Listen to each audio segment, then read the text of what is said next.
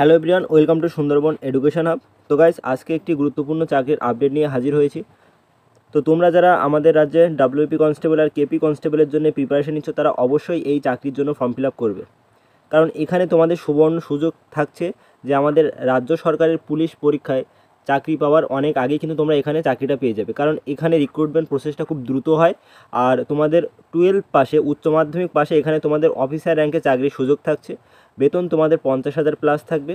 আর একটা যেটা চাকরি আছে এএসআই, সেখানে তোমরা 60,000-এর কাছাকাছি কিন্তু বেতন পাবে। তো সমস্ত কিছু ডিটেলস আজকের ভিডিওতে আলোচনা করবো। অবশ্যই প্রথম থেকে শেষ পর্যন্ত ভিডিওটি দেখো।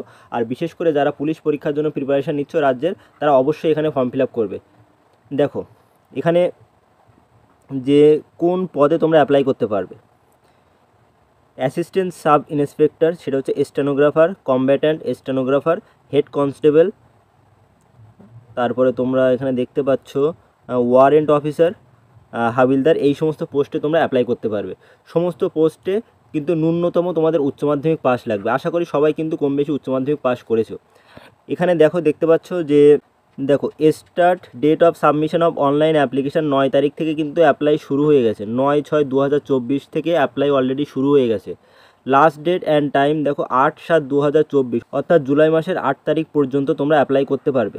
তো যারা এখনও অ্যাপ্লাই করনি অবশ্যই ফর্ম ফিল আপ করে নেবে। এরপরে ডিটেলস আমি তোমাদের এখানে বলছি, বয়স কত লাগবে আর রিক্রুটমেন্ট প্রসেস, সমস্ত কিছু এখানে ডিটেলস আলোচনা করব।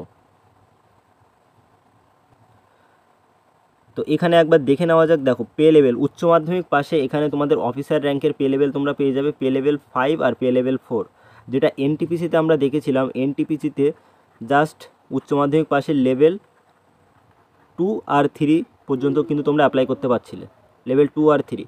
বাট এখানে উচ্চ মাধ্যমিক পাশে তোমরা লেভেল 5 আর 4 পর্যন্ত অ্যাপ্লাই করতে পারবে। দেখো পোস্ট হচ্ছে অ্যাসিস্ট্যান্ট সাব ইন্সপেক্টর আর ওয়ারেন্ট অফিসার, এরপর আছে হেড কনস্টেবল আর হাবিলদার। তো এই সমস্ত পোস্টে তোমরা অ্যাপ্লাই করতে পারবে। দেখো পে ম্যাট্রিক্স বেসিক এখানে শুরু হচ্ছে, যেটা লেভেল 5 আছে সেটা হচ্ছে 29,200 থেকে। এই 29,200 এর ওপরে তোমরা পাবে DA, dearness allowance, TA, travel allowance, HRA, তার সাথে আরও অন্যান্য সুবিধা ধরে এই বেসিকে তোমরা প্রায় 60,000-এর কাছাকাছি কিন্তু তোমাদের স্যালারি চলে আসবে। আর এখানে 25,500 থেকে তোমাদের পে ম্যাট্রিক্স শুরু হচ্ছে। তো এখানেও সমস্ত কিছু সুযোগ সুবিধা ডিএ, টিএ, এইচআরএ, আরও অন্যান্য সেন্ট্রাল গভর্নমেন্টের সুবিধা ধরলে তোমরা 50,000 প্লাস কিন্তু এখানে তোমাদের স্যালারি থাকবে। এরপরে দেখো এখানে ভ্যাকেন্সি বলা আছে অ্যাসিস্ট্যান্ট সাব ইন্সপেক্টরের ক্ষেত্রে। দেখো কোন কোন পোস্টে তোমরা এখানে চাকরিটা পাবে। বিএসএফে পাবে, সিআরপিএফ, আইটিবিপি, সিআইএসএফ, এসএসবি। তো সব থেকে পোস্ট বেশি আছে কিন্তু সিআইএসএফ, এই চাকরিটা কিন্তু সব থেকে ভালো। সেন্ট্রাল ইন্ডাস্ট্রিয়াল সিকিউরিটি ফোর্স, এখানে কিন্তু তোমাদের বর্ডারে গিয়ে বেশি কোনো ডিউটি করতে হয় না। তোমরা আমাদের দেশের ভিতরে বিভিন্ন জায়গায় কিন্তু তোমাদের ডিউটি পড়ে। তো এখানে পোস্ট বেশি আছে। আর সব থেকে বেশি পোস্ট আছে তোমার হেড কনস্টেবল এই চাকরিতে। এখানেও দেখো BSF, CRPF, ITBP, CISF, SSB আর এআর, এই সমস্ত পোস্টে তোমরা চাকরিটা পাবে। এখানে সিআইএসএফে টোটাল হেড কনস্টেবল আর ক্লার্ক কতগুলো নেওয়া হবে দেখো, 496টা, প্রায় 500-র কাছাকাছি। তো সব কিছু এই ভ্যাকেন্সি, টোটাল ভ্যাকেন্সি দাঁড়াচ্ছে তোমাদের 1500 প্লাস ভ্যাকেন্সি কিন্তু আছে এখানে। আর প্রত্যেকটাই চাকরি হচ্ছে অফিসার র্যাঙ্কের চাকরি। জাস্ট দেখবে ফর্ম ফিল আপ করলে কিন্তু এখানে কম্পিটিশান কম। কেন কম্পিটিশান কম সেগুলো আমি এখানে ডিটেলস বলছি। দেখো বয়সটা একটু দেখিয়ে দিই। যারা ইউআর ক্যান্ডিডেট তাদের বয়স হতে হবে দেখো 18 থেকে 25-এর মধ্যে। এই 1/8/2024 অনুযায়ী তোমার বয়স হতে হবে 18 থেকে 25-এর মধ্যে। এখন যাদের বয়স 18 থেকে 25 আছে তারা কিন্তু অ্যাপ্লাই করতে পারবে। আর এখানে বয়সে ছাড় পাবে কারা। দেখো এসসি এসটি ক্যান্ডিডেট তারা 5 বছরের ছাড় পাবে। ওবিসি ক্যান্ডিডেট 3 বছরের। এক্স সার্ভিসম্যান এদেরও ছাড় আছে। সেন্ট্রাল গভর্নমেন্ট সার্ভেন্টস তাদেরও ছাড় আছে। তো এখানে জাস্ট খেয়াল রাখবে তোমাদের এসসি এসটি ক্যান্ডিডেট বেশি থাকে, তাদের 5 বছরের ছাড় আছে। আর ওবিসি ক্যান্ডিডেট 3 বছরের ছাড়। এরপরে দেখো সবথেকে যেটা ভাইটাল জিনিস, অনেকেই তোমরা কম্পিটিশান বেশি হবে বলে কিন্তু তোমরা ফর্ম ফিল আপ করবে না। বাট এখানে কিন্তু কম্পিটিশান কম। কেন কম সেটা আমি তোমাদের এখানে দেখাচ্ছি। দেখো প্রথমেই তোমাদের বলেছি যে প্রত্যেকটা পোস্টের জন্য কিন্তু শুধুমাত্র ন্যূনতম যে শিক্ষাগত যোগ্যতা সেটা কি 12th পাস লাগবে। যারা গ্র্যাজুয়েট হয়েছে তারাও অ্যাপ্লাই করতে পারবে, বাট ন্যূনতম 12th পাস থাকলেই চলবে। এরপরে দেখো তোমাদের রিক্রুটমেন্ট প্রসেসটা কীভাবে হবে। হ্যাঁ, আর একটা জিনিস, এখানে কিন্তু অ্যাপ্লাই করতে গেলে ন্যূনতম 100 টাকা লাগবে, বাট SC ST ক্যান্ডিডেট এদের কিন্তু টাকা লাগবে না, এদের কিন্তু কোনো পয়সা লাগবে না। এখানে কিন্তু বলে আছে দেখো, women candidates and candidates belong to schedule caste, schedule tribes, ex serviceman eligible for reservations আর এক্সেমটেড পেমেন্ট অফ ফি, এদের কিন্তু লাগবে না। অর্থাৎ যারা মহিলা ক্যান্ডিডেট SC ST যারা মানে ক্যাটাগরি থেকে বিলং করে তাদের কিন্তু পয়সা লাগছে না। এরপরে দেখো কম্পিটিশানটা কেন কম হচ্ছে। রিক্রুটমেন্ট প্রসেসে ফার্স্ট ফেজে তোমাদের হবে ফিজিক্যাল স্ট্যান্ডার্ড টেস্ট PST আর ফিজিক্যাল এফিসিয়েন্সি টেস্ট। অর্থাৎ এখানে কিন্তু ম্যাক্সিমাম ছেলেমেয়ে কিন্তু এখান থেকে কি হবে, ক্যান্সেল হয়ে যাবে, এখান থেকে কিন্তু বাতিল হয়ে যাবে। তো এই যে first phase physical standard test আর ফিজিক্যাল এফিসিয়েন্সি টেস্ট, এটা কিন্তু তোমাদের আগে হবে, যেটা আমাদের পুলিশ পরীক্ষায় পরে হয় কিন্তু এটা আগে হবে। তার মানে এখান থেকে ম্যাক্সিমাম ছেলেমেয়ে বাদ হয়ে যাবে। তারপরে তোমাদের কম্পিউটার বেসড টেস্ট হবে, একটাই পরীক্ষা হবে। তারপরে তোমাদের স্কিল টেস্ট হবে, এটা হচ্ছে টাইপিং টেস্ট। এখন দেখো তোমাদের ফিজিক্যাল স্ট্যান্ডার্ড টেস্ট, এখানে কি বলা হচ্ছে, হাইট কিন্তু কম চাওয়া হয়েছে। যেখানে পুলিশে হাইট লাগে 167 সেন্টিমিটার UR ক্যান্ডিডেট আর SC ক্যান্ডিডেট এদের জন্য, বাট এখানে 165 সেন্টিমিটার হাইট চাওয়া হয়েছে। চেস্ট 77 সেন্টিমিটার ফুলিয়ে, না ফুলিয়ে আর ফুলিয়ে 82 সেন্টিমিটার।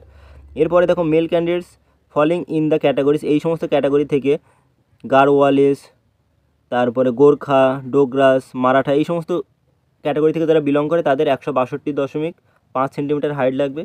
আর না ফুলিয়ে 77 সেন্টিমিটার, ফুলিয়ে 82 সেন্টিমিটার।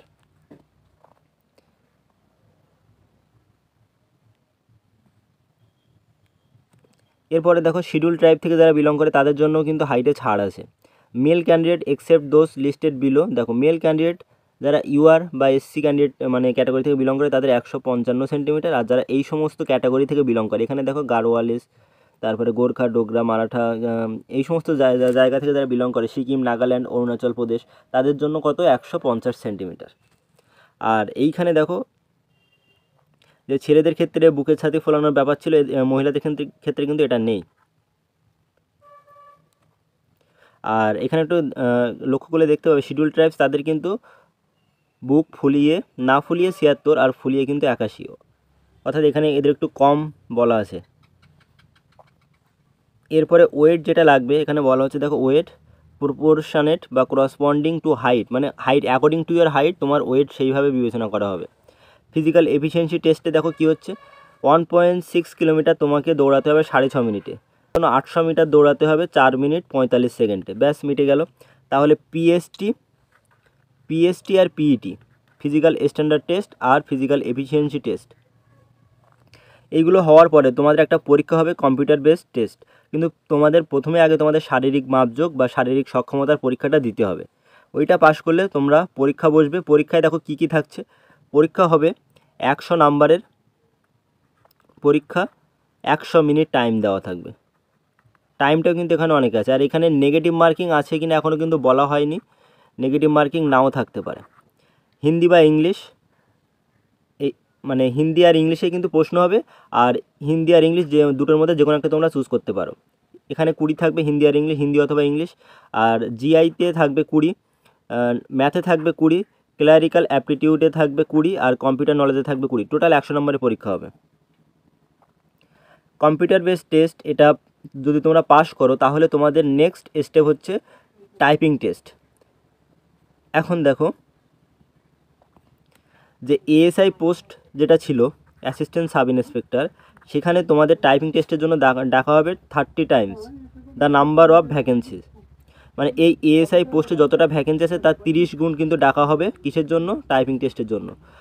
আর এই যে তোমাদের এখানে হেড কনস্টেবল আর এই যে হাবিলদার ক্লার্ক, এখানে তোমাদের ডাকা হবে 10 টাইমস, যতগুলো ভ্যাকেন্সি আছে তার 10 গুণ কিন্তু ডাকা হবে টাইপিং টেস্টের জন্য। এরপরে দেখো টাইপিং টেস্টের জন্য তোমাদের 80 ওয়ার্ডস পার মিনিট, ASI পোস্টের জন্য। অ্যাসিস্ট্যান্ট সাব ইন্সপেক্টর পোস্টের জন্য তোমাদের 1 মিনিটে 80টা ওয়ার্ড কিন্তু তুলতে হবে। আর এখানে দেখো হেড কনস্টেবল আর হাবিলদার ক্লার্কের জন্য তোমাদের 1 মিনিটে 35 ওয়াট তুলতে হবে। আর হিন্দিতে যারা টাইপ করবে তাদের 1 মিনিটে 30টা করে ওয়াট তুলতে হবে। ঠিক আছে, এই পর্যন্ত গেল।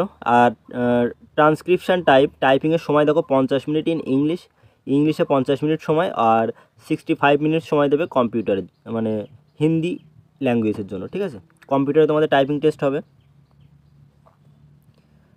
ব্যাস এই পর্যন্ত গেল। আর এখানে দেখো, এখানে কি বলছে, এখানে তোমাদের হেড কনস্টেবলের জন্য টাইম দেওয়া থাকবে 10 মিনিট টাইপিংয়ের জন্য, আর টোটাল 35টা ওয়াট তুলতে হবে 1 মিনিটে, 35 ওয়াট। আর হিন্দিতে যারা করবে তাদের জন্য কত, 30 ওয়াট। ব্যাস মিটে গেল এই পর্যন্ত। দেখো, টাইপিং টেস্ট কোয়ালিফাই করলে তোমাদের ডিভি মানে ডকুমেন্ট ভেরিফিকেশান, সমস্ত অরিজিনাল ডকুমেন্টস, মানে যে সমস্ত জিনিসগুলো চাইবে অরিজিনাল ডকুমেন্ট, সেগুলো নিয়ে তোমাদের হাজির হতে হবে। তারপরে তোমাদের ফাইনালি কী হবে, মেডিকেল হবে। মেডিকেলে কোয়ালিফাই করার পরে তোমাদের কিন্তু এই চাকরিটা হয়ে যাবে। তো এই সমস্ত স্টেপ একের পর এক কিন্তু তোমাদের কী করতে হবে, কোয়ালিফাই করার পরে তোমরা ফাইনালি চাকরিটা পেয়ে যাবে। তো এই যে প্রসেসগুলো তোমাদের আমি দেখালাম, এগুলো কিন্তু খুব দ্রুত হয়। তো এই মাসে তোমাদের ফর্ম ফিল আপ চলছে, আশা করি তোমাদের এই বছরের শেষের দিকে, বেশি দিন লাগবে না, 2024-এর শেষে কিন্তু তোমরা জয়েনিং করতে পারবে, কারণ খুব ফাস্ট প্রসেসে কিন্তু এই রিক্রুটমেন্টগুলো হয়। তাই যারা ডব্লিউপি কনস্টেবল আর কেপি কনস্টেবলের প্রিপারেশান নিচ্ছ, তারা অবশ্যই ফর্ম ফিল আপ করো। তোমাদের কম্পিটিশান কিন্তু কম হয়ে যাবে। কেন?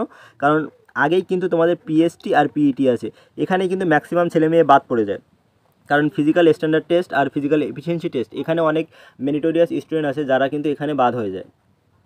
সেই কারণে এখানে তোমরা অবশ্যই ফর্ম ফিল আপ করো, কারণ যাদের ফিজিক্যাল স্ট্যান্ডার্ড টেস্ট, এফিসিয়েন্সি টেস্টে যারা মানে এলিজিবল, মানে যাদের মনে করো দৌড়াতে কোনো প্রবলেম নেই, যাদের হাইট আছে, তারা তো এখানে কোয়ালিফাই করে যাবে। অবশ্যই ফর্ম ফিল আপ করে আগে এইটা মানে এই পরীক্ষাগুলো দিয়ে এসো, পিএসটি আর পিইটি দিয়ে এসো, তারপরে পরীক্ষার জন্য প্রিপারেশান নাও। কারণ অলরেডি তোমরা ডব্লিউপি কনস্টেবল আর কেপি কনস্টেবলের প্রিপারেশান নিচ্ছ, তো এখানে এক্সট্রা তোমাদের পড়তে হবে, একটু ইংলিশে জোর দিতে হবে, আর ক্লারিক্যাল যে কোশ্চেনগুলো আছে সেখানে একটু জোর দিতে হবে। তাছাড়া সমস্ত কিছু কিন্তু এখানে সেম আছে, জিআই আছে, অঙ্ক আছে, কম্পিউটারের যে নলেজ সেটাও কিন্তু পুলিশের পরীক্ষায় তো লাগে। তো গাইস, এই ছিল আজকের ভিডিও। আশা করি যারা প্রথম থেকে শেষ পর্যন্ত ভিডিওটি দেখলেন তাদের অবশ্যই ভালো লাগবে। Thank you, bye by.